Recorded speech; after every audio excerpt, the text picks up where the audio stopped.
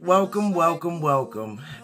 This is Talking Sharp After Dark. Momma T is speaking, and I am here with my beloved husband, and we are having a dialogue regarding Pivot Podcast that aired Michael Beasley, and we want to have a review of a review. This is how much it touched us in this family, and I would love to get to hear from a man's perspective and what he felt when we watched this video. I'm very moved, and I hope you are as well. Well, let me just ask you, and not so soon, how did you feel about Pivot Podcast and what we just watched the entire? Well, that episode was it was touchy, and I had sent it to you because you actually had a passion for helping black men out. What I mean by that, a black man do not communicate much. Okay. Mm-hmm. And so that was touchy that Pivot get a lot of black men on the show and express how they feel. Mm-hmm. Okay. With Michael Beasley, you can tell he was going through a lot of turmoil, and it's been going on all his life. It doesn't seem like he got any help. And, I feel sorry for that young brother. I know with black men, we are got a habit of hiding our feelings and not expressing how we feel. And unfortunately, the government, our society, unfortunately, black women, our family. You say black women too? Yes.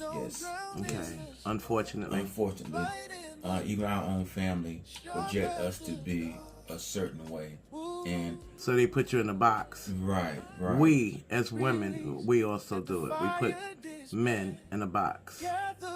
Yes. Yeah. They have to be a certain way. Right. And you can tell he had bad experience that went on through his childhood and generation before that.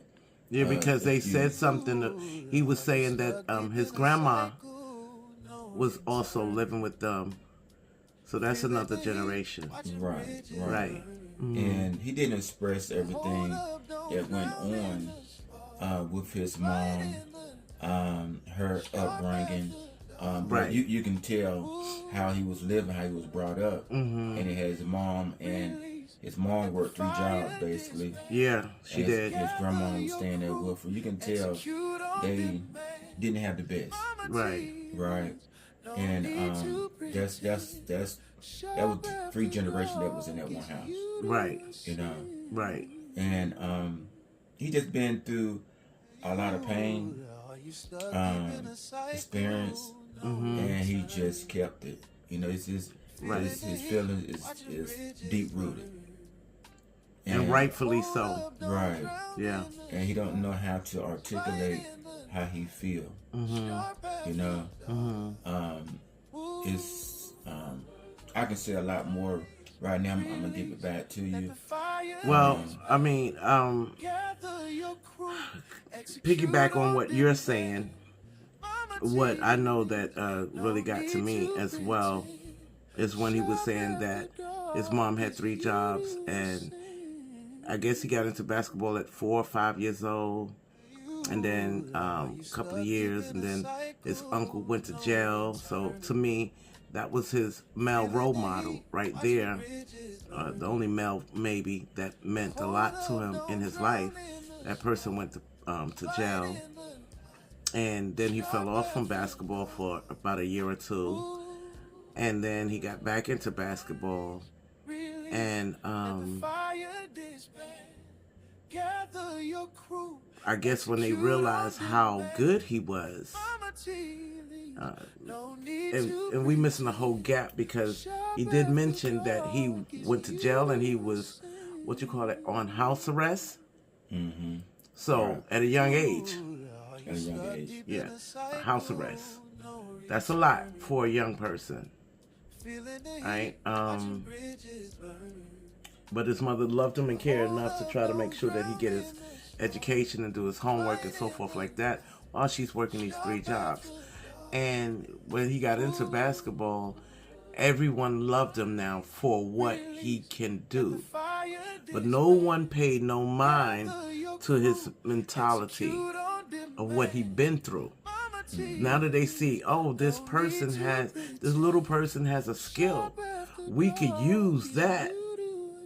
Right? Mm-hmm. So now he is wanted for everybody want to get him. And he went to school, 7 different schools? He said he went to... He indicated that he went to 7 different high schools. Right. And each year they won a championship. Right. Each year. And that's probably what started it, where they started noticing him. Every school he went to, they won. Mm-hmm. Wow. So he had a gift. He had a gift, and that gift was his vehicle, actually, to bury all his problems. That was his outlet. Which no one knew that. Right. So his love and his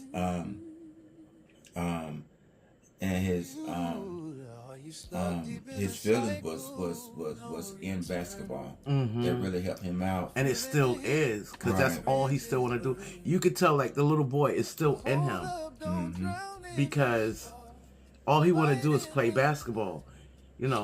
Granted, they say this happened, that happened, or whatever else happened. His safe haven Mm-hmm. is basketball, right? because the basketball never hurt him. And that's where he can hide all his pain. And he can hide all his pain. Bad experience that he went through. Right. With childhood. Right. And who knows what else he went through, whatever weaknesses he has, or whatever he inherited from his dad, his parents. He never mentioned about anything about his dad. No, he didn't. Right. So we don't even know how far down a rabbit hole it goes. Right. But basketball saved him. Mm-hmm. You can see that much. Basketball saved him. The love of playing basketball saved him. But getting into the arena of sports of basketball, that also hurt him. Mm-hmm. Unfortunately, because now he's dealing with people, which now he's confirmed in his mind he don't trust no one, because to this current day now, according to the video when it was aired, and I'm hoping that it's correct, or maybe I just read it wrong, so please forgive me if I did, but I think it said back in March 2025, and it could have been, maybe I didn't see it right, I don't know if I had my glasses on, but yeah, he stay at home, Mm-hmm. and he don't go out, and he do have children. Right. And he just called them because he don't even want to drive over there. So that's trust. Mm-hmm. He has a deep rooted trust issues because of his entire life. And when he said that people have stole from him, everyone stole from him except his kids. Mm-hmm. That's deep. From family to the what you call it in sports, the teammates. I wouldn't say the teammate, like the people that signs his, make sure he gets paid. Financial advisors. Yes, those people. Mm-hmm. Right. Financial advisors stole from him. Right. His accountant stole from him. And when he asked for help, because he was going through it, especially when he lost his mom. Mm-hmm. And he's trying to get help, and then he lost his cousin. His uncle's already in jail. Mm-hmm. So, could you imagine? It's still a little boy. He didn't learn to grow up. Well, you can tell he's still screaming for help. Yeah. He's still screaming for help. He never got any help. And can you relate to any of that? How that feel when people put you in a box as a man, as a young boy, growing up to be a teenager, growing up to be a young adult, growing up to be a man. That, me as a woman, I never even looked at it like that. So I'm open to hear and understand. well, black male is they don't share their feelings. Well, when we were younger, Were you taught that? even Do I teach? well, you don't directly teach that. You can see it through your father. You know, you can see it through your uncle. You can see it through older black men in the neighborhood. They don't express how they feel. They don't talk much. They don't cry. They don't do any of these things that's okay to do. You know, Right. So, Because we label it as a weak sign for a man. He's not a man. What is he crying for? well, they'll call you gay. They'll call you soft. They'll call you all these things. Yeah. You know. Yeah. Then that turns into something not good after that. Right. You know? Right. So that's just real. Mm-hmm. You know, and all along you're bearing all this pain. Right. You know, and you don't know when you do have an opportunity to get it out. You don't know how to articulate it, and somebody now judging you because you're saying the wrong things. You know, And that can make you angry and want to fight. right? Because I guess he's good at fighting. I'm pretty sure. Yeah. I'm pretty sure he is too. Right. Yeah. Pretty sure. Yeah. That's really deep. I'm pretty sure he's not the only one.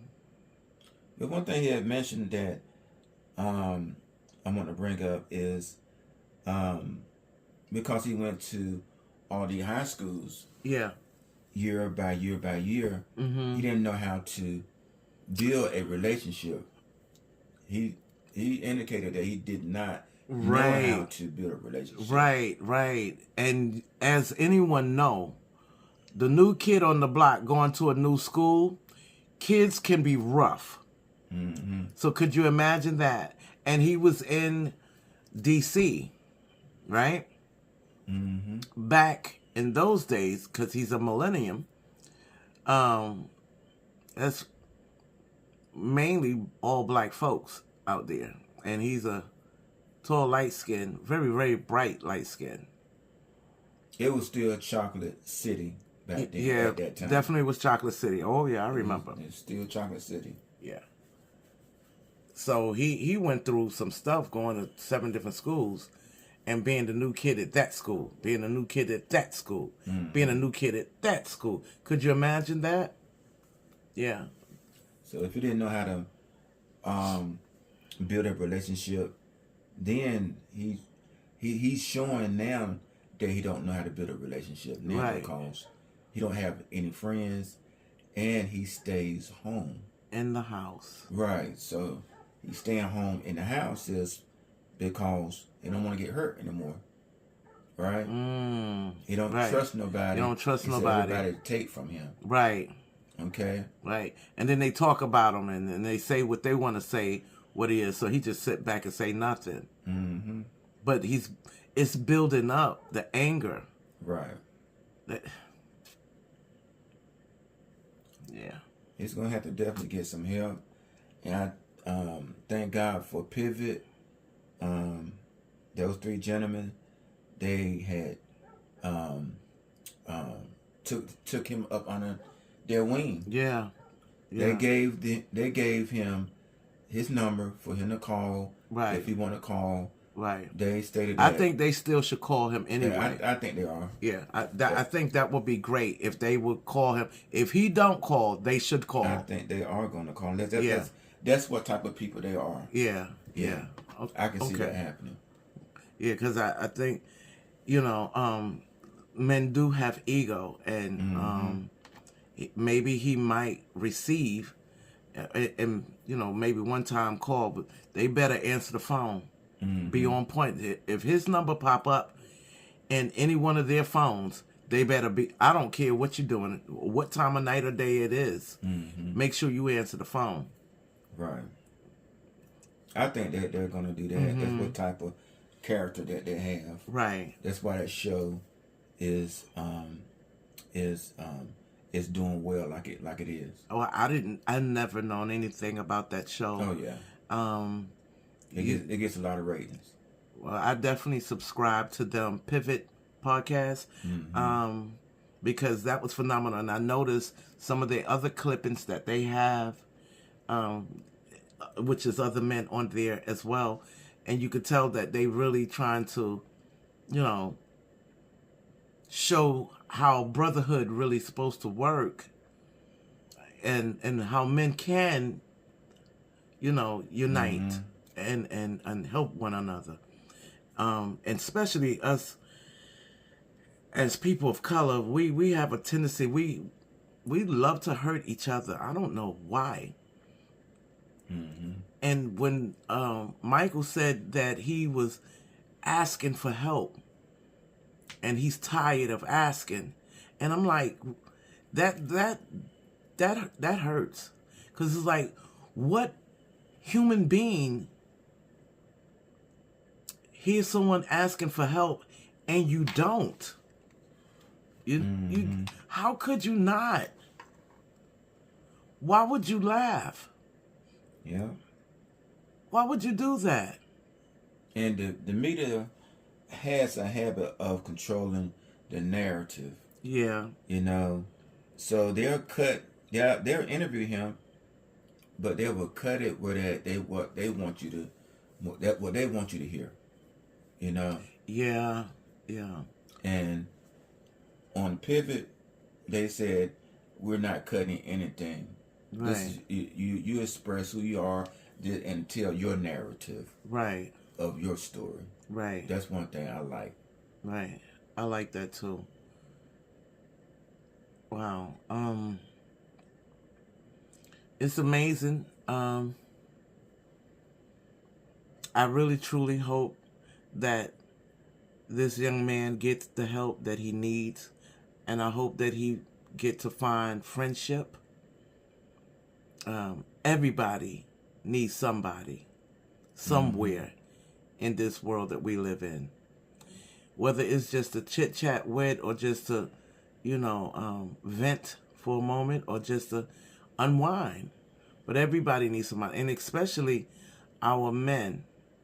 I'm wondering if he had girls or if he had sons. That's a good question, right? Yeah. What do you think? You think he had girls? I'm not for sure. And I hope that he have a good relationship with his kids. You could tell that he do love his children. Are you trying to pull it up? Let's see if we can find that. See if I'm hoping that he have a good relationship with them. It don't sound like it too much for me. For him to want to just stay at home and not go out, and the only thing he want to do is just play ball, and that's it. That probably, yeah, that's deep. Okay. And here we are in this world, and people don't even see that there are people hurting. No matter how much money you got or how much money you don't have, people are hurting. I think if we can help others not to hurt so much, help the fix. But it goes back to, you got to want it too. But what did you find? He has 9 children. He has 6 daughters and 3 sons. His eldest children are a daughter, Micaiah, born in 2009, and his son, Michael III, born in 2010. He has 5 more daughters and 2 more sons. Wow. Right. That's a story in itself. Mm-hmm. Wow. Yeah, that's truly a story in itself. Well, he said he loved his kids, so Yeah. that's good. Yeah, I'm glad that he does. Mm-hmm. And learning to be a father, that's not easy either. Not at all. That's not easy. Mm-hmm. I'm speechless. Truly, I am. I know for a fact that he's not out here in this world by himself. There's other men that are probably going through the same thing as well. Well, the one of the members on Pivot, he went through a similar situation that he went through. His mom was a single mom, and he had 4 other siblings, and they went through hardship, and they was in poverty, and they came out of it, but he was able to deal with it later in life. Right. That's what he said. So they went through similar. He probably had support. Right, I'm pretty sure he had some type of support down the line. Down the line, right. Growing up, probably when he went to college or something, or when he got to pro. Right. I'm pretty sure he didn't have it all together when he was young. But some people that grow out of it, they get help, and they move on and they get help, and they see that there's a way out. Right. To release the pain of what the childhood was not like, or what would they like it to be. I do believe in when you don't get the help to release that, it can eat you up. Right. It can truly eat you up, and it's not his fault for going through it. People be like, well, come on, you're a man now, you can't do that. He's still a kid at heart. He just want to be loved and not taken advantage of. He was just circled by the wrong people. Right. He didn't have anyone to let him know or direct him in a different way. Having tools that could work within himself. Right. He didn't have any tools. Right. He didn't have a know-how. Can't even say if he went to church or anything, and not to say that that's going to always work, because some people say, just because he didn't go to church, this is the reason. No, I'm not saying that. I'm just saying he had nothing to fall on, to lean on, to give him some understanding, discernment, a little wisdom, a tool to, okay, so this happened, this is what you do. He didn't have that. That's true. Playing basketball, being evicted, struggle, going to 7 different schools. That's another struggle. Right? All by itself. Yeah. All by itself. If anybody know, if you have to move your child to another school, please hear me when I say that is not easy. It is easy for the parent because you're not going to the school, but it's not easy for the child being the new kid on the block.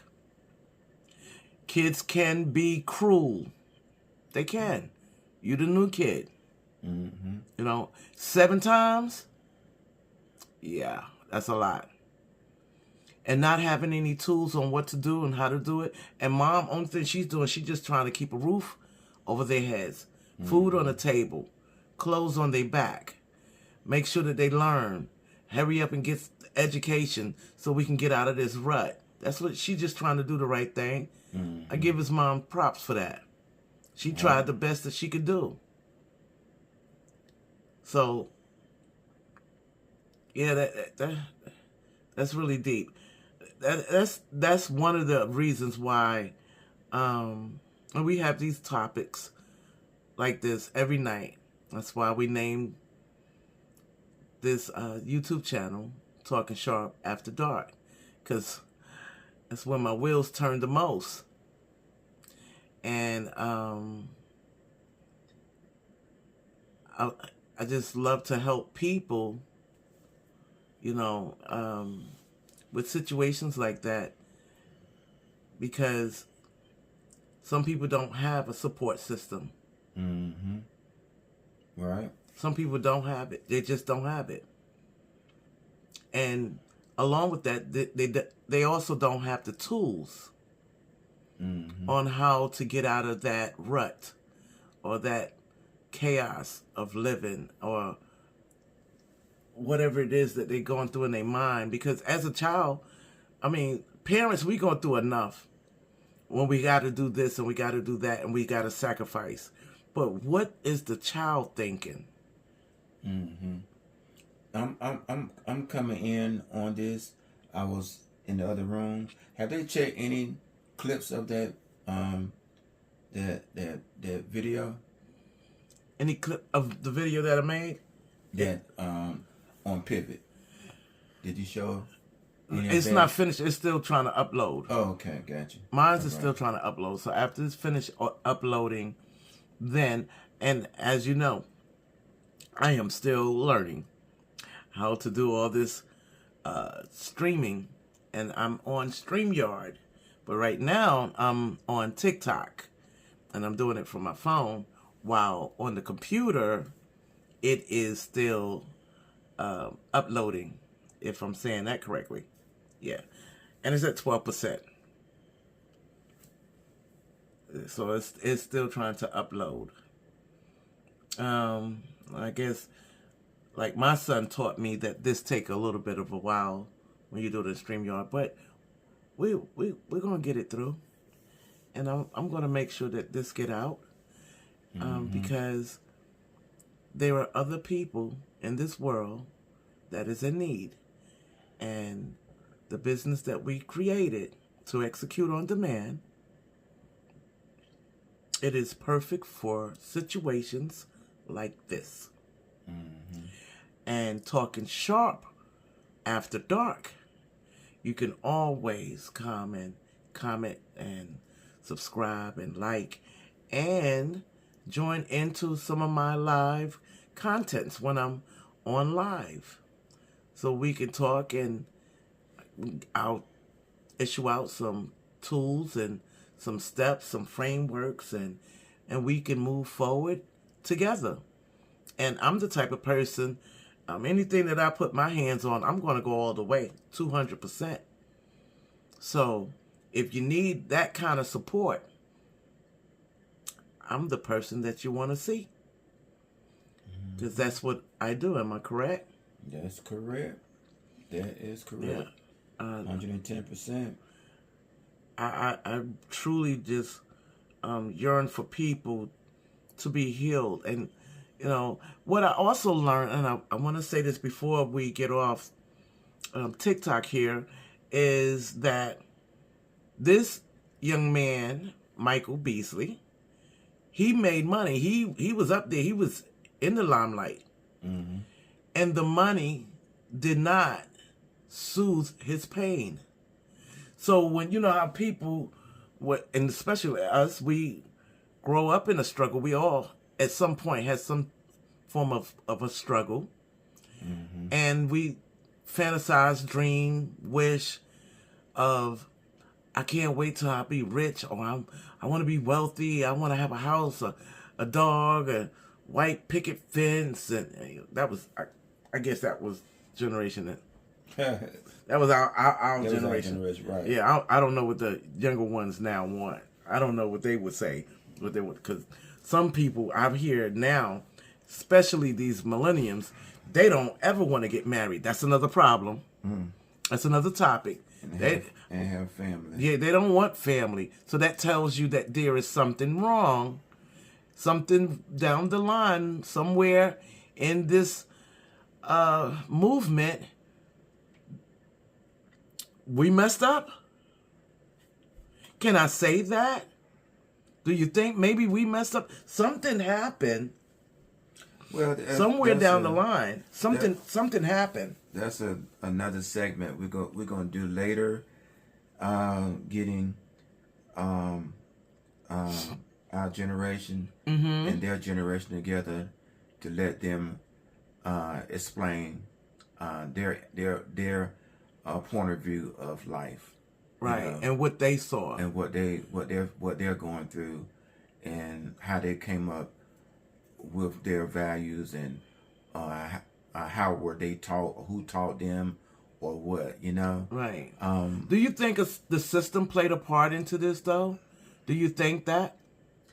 I think with our generation, the baby boomer generation and silent generation, I notice we have the same ethics and values, right? Mm-hmm. And somehow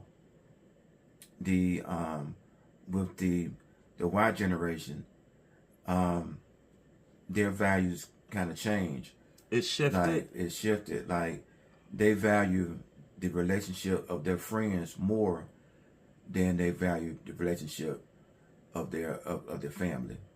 Like we were taught that that we trust our family more than we would trust somebody outside of our family, like our friends. Right. You know, we were taught that. Right. We did. And you cannot talk about my mom and dad. Right. That's sacred. Right. You gonna get beat up with that. Right. You can't talk about I remember. Can't talk about my brother, my sister, cause I'm gonna fight you. Right. You know. Right.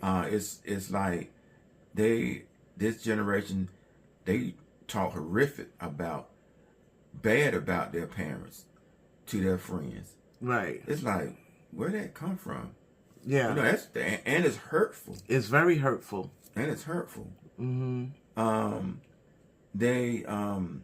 What else? And younger people don't have a problem with fighting older people too. Exactly. Like where did that come from? Right. You know. They demand respect from their parents. Right. And where did that come from? I'm grown now, so you got to give me respect. Like I would never say that to my mom, you know, my mom or my dad. So it's like I always give them respect, because you're supposed to give respect to your parents, right? And your parents just love you, and you just receive that love from your parents because they'll do any and everything for you. Right. So it wasn't like.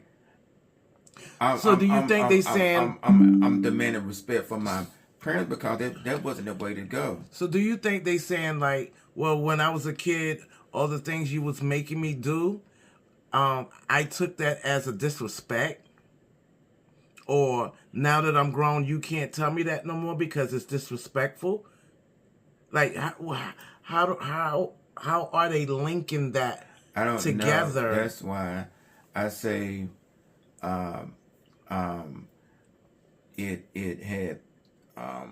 it changed somehow with the Y generation. I think when technology had came in, that's when we were the last of like of like old school. Yeah, that shifting. Yeah, we were the last. That's when we had cable.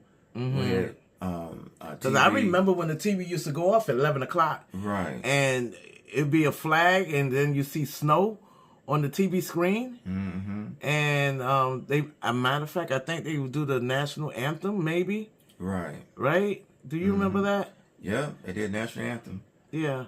And we only had like certain channels working anyway. I only had like 3 or 4 channels working. Right. Yeah. So 7, 9, and 11. 7. I do remember that. Mm-hmm. Yeah. I remember that. Yeah. So, wow. You know, technology just started coming. Mm-hmm. Then we had internet, pages and all that. Then now we had like phones. Right. It was called MySpace. Okay, MySpace, right. MySpace. I remember that was coming out with the And what was that other thing? Because instead of Google, I think we had, what was it that we had? www. No, what was it? IBM. I guess that's the computer. Right. Yeah, this is when everything just really just kicking over. Because I remember our phones was big as... We had phones. Right. Motorola's, But to be exact. basically what I'm saying that I think technology, the media, was teaching our kids. You know, I think the government, they put fear tactics in. They took the Bible out. They took the Bible out of the schools. And it was teaching our children, if your parent do this, you could do that. They don't have a right to do this and that and so forth. Right. And I just think they subconsciously teaching this generation a lot of things that was going against our values. You know? And I could see, I hate to say it, you know, a lot of white kids demand their respect from their parents. They always have been. Right. So it's like now they picked up on that. But again, we didn't ever teach them that. So where are they getting it from? Where would they get that from? Hey, in the media. I mean, they got media all day on your phone. When they go to bed, when we go to bed, the TV is still on. Right, not knowing what subconsciously is feeding that child while they're sleeping. If a child got a TV in their room, that TV, so we had one TV in the house. We have, and it's in your mom and dad room. Okay. And it's black and white. Black and white. You're lucky you got color. You were special if you had color. And if you had a TV in the living room, it was a big floor model TV. Big floor model. Yeah. Could have been a closet. And your parents coming in, calling you from the back. Right. Come here, turn the channel. And you had to turn with the antennas, right? Yeah. Do you remember the antennas? Yeah. Hold it over there. Bend it down a little bit further. And you turn around, and you better do it. And you got to get this aluminum foil. Put the aluminum foil, put it on the end. And tie it on the end. And give it better reception. Right. Yeah, I remember that. And turn that knob in the middle. All right, that's good now. That's good. Yeah. And what was it? UHF?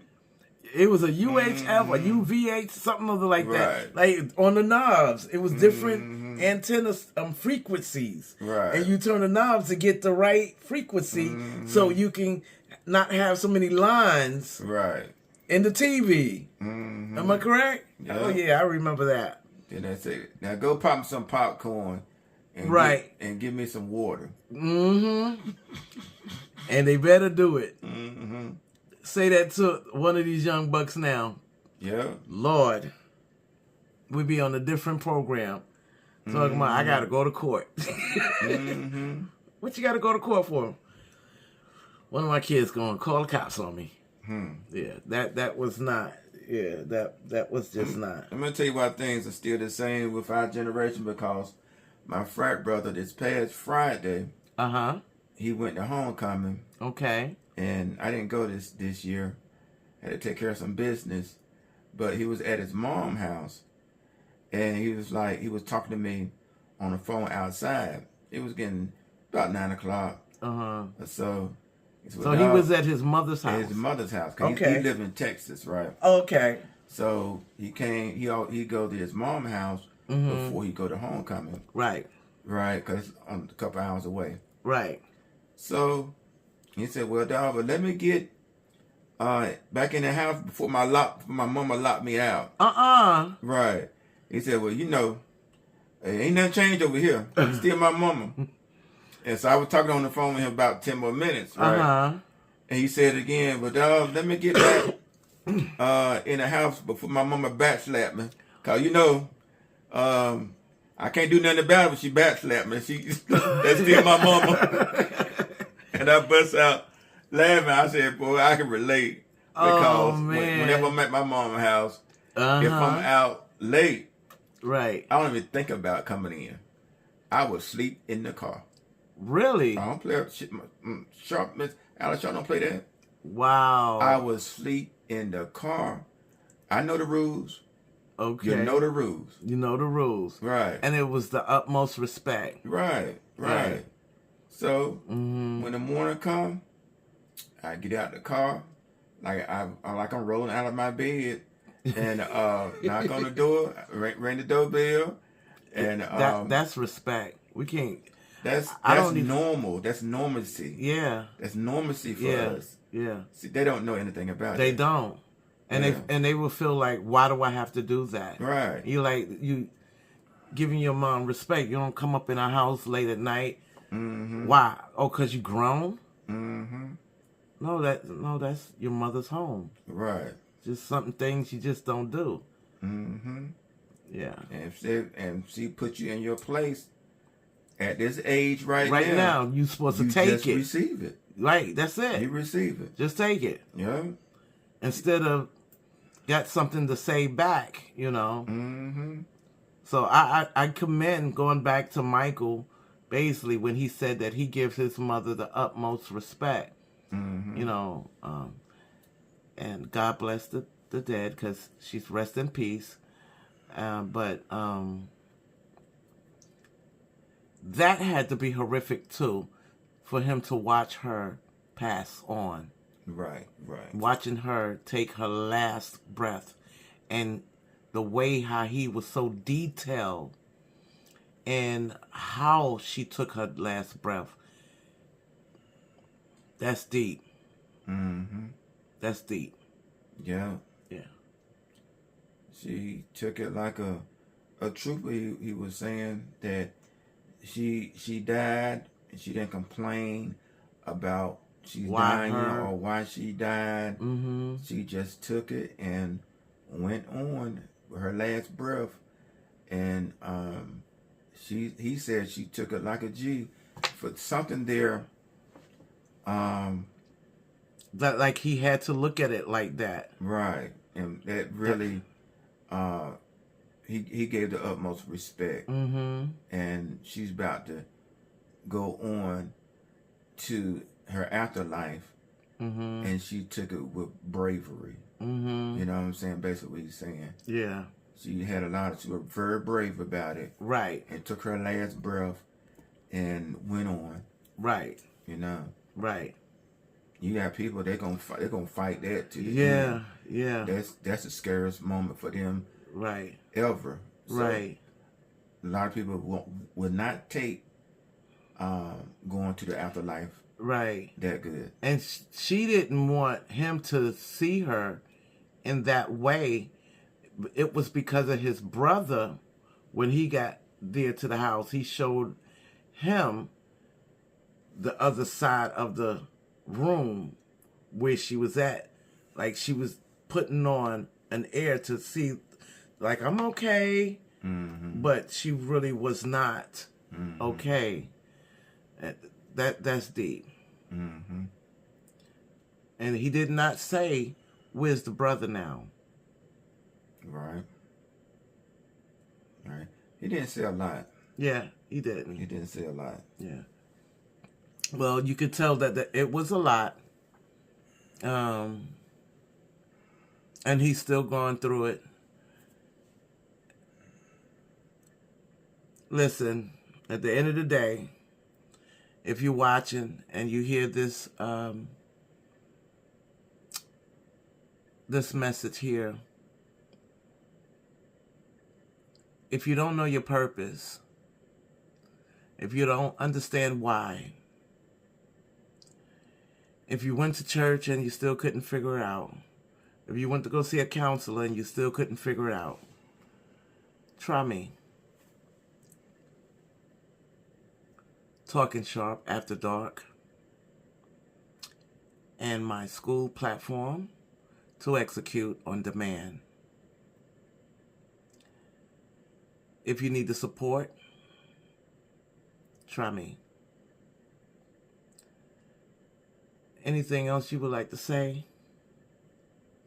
I just want to pray for this brother, Michael Beasley, and for everybody else out there to pray for that brother. Speak up. Anybody else out there to pray for that brother, because he's going to need it. He don't have that vehicle no more, that outlet no more, to comfort him, and he's wide open now. And you know what? Before we close, and speaking of praying for the brother, what is the age where basketball is no longer? Because all he do is just play basketball. So eventually, like the guys were saying, the three guys were saying on Pivot, that, at some point you got to retire from that. Then what? Mm-hmm. He's retired now. I think within like last a year or so, he retired. Mm-hmm.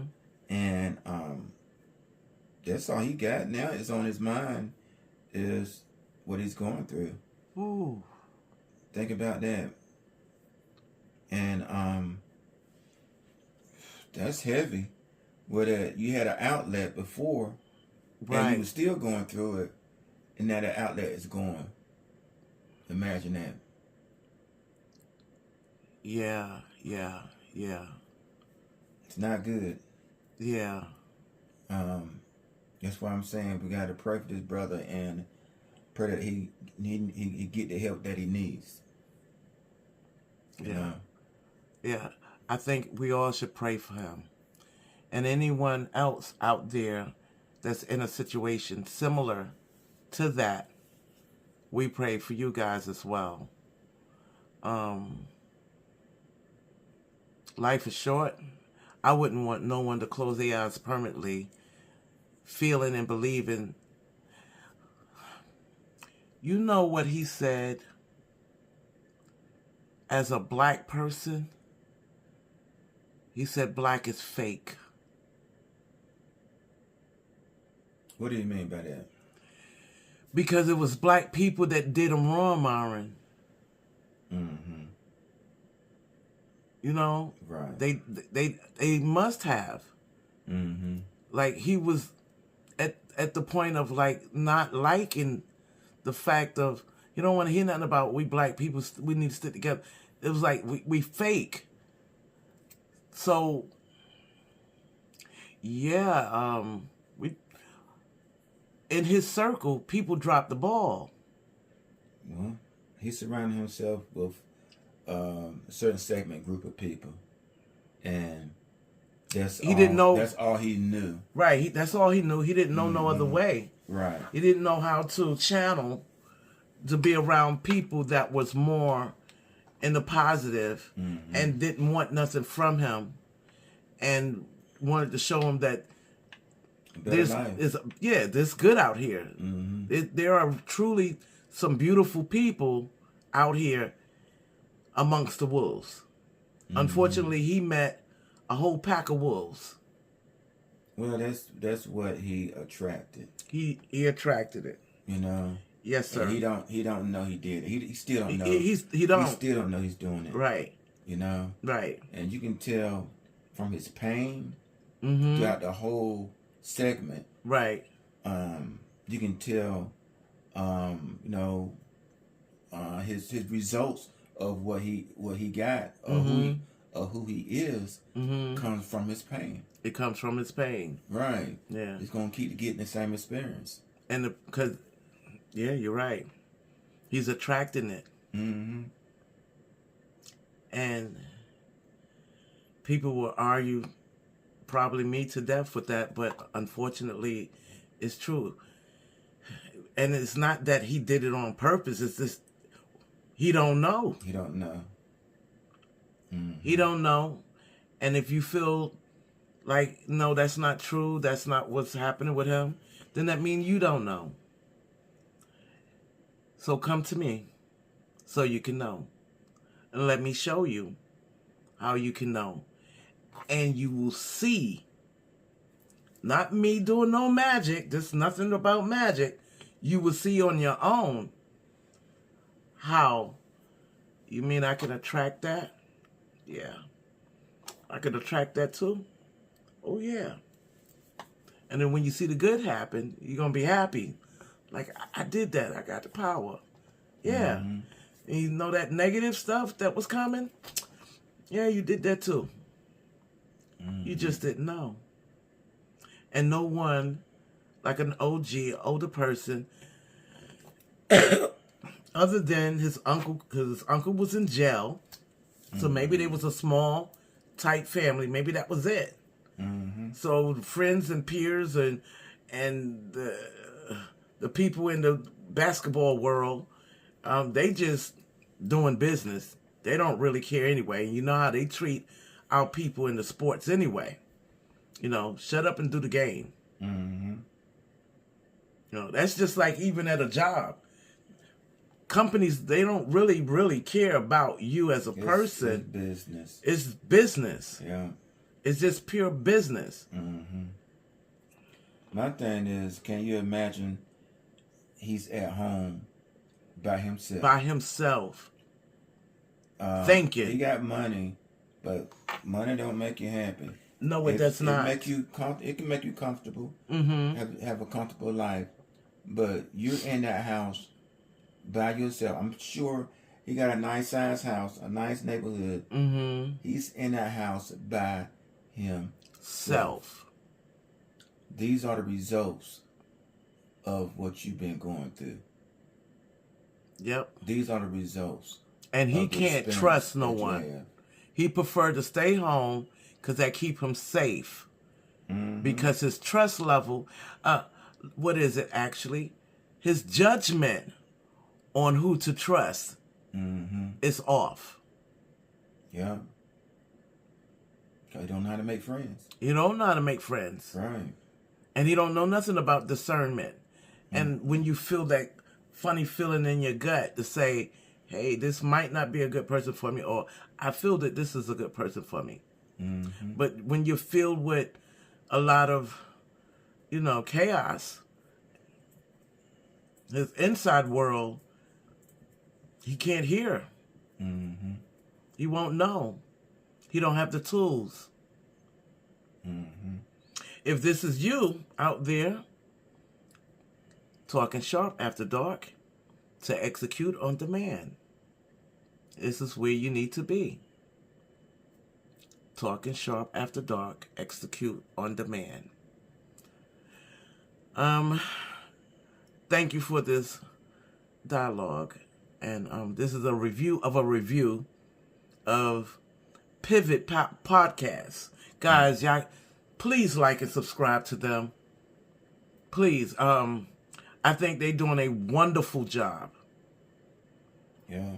I really do. I think that podcast is going to blow. It's going to go viral because they doing things that we, all of us, need to watch more. Mm-hmm. I'm not putting down no other podcasts, but I vibe with this one. Mm-hmm. And they feel very genuine. Like, I wish I had all the guys' name, but we're going to get back to that. But 3 dudes, right? Mm-hmm. Dang, I wish I knew their names because they deserve the respect of me knowing their names. And please forgive me if someone end up sending out clip talking about they don't even know your name. Please forgive me. Please forgive me. Could you please forgive me, babies? Please forgive me. Don't mean no harm. Okay, I got it here. What are their names? Ryan Clark. Ryan Clark? Yeah. Channing Crowder. Channing Crowder. Okay. And Fred Taylor. Taylor. They all play NFL ball. Really? Yeah. That's in your era. Yeah. They all play sports, football? Mm-hmm. Amazing. They all play NFL. Amazing. They're all NFL stars. Really? Yes, ma'am. Well, I am very blessed to be able to even see these 3 young black males Well, they in their bonding together. they are in their 40s. Yeah, they're younger than me. Yeah, no. Okay. But you know. Yeah, I got you. I think that's beautiful, and I'm glad that they together, and they thought of having a show like this. Yeah. Because it's well needed. It is. It is so well needed. Pivot Podcast. 2 thumbs up, baby. Y'all get that from me. 2 thumbs up. Pivot Podcast. Check them out. Subscribe to them. Watch their shows. Give them some love. They deserve it. And the young man, Michael Beasley, we're going to pray for him. Give him his flowers while he's living. Because he did say that message too. Okay? And that is about it. We're going to have a nice night, and we'll see you soon. Talking Sharp After Dark to execute on demand. See you later.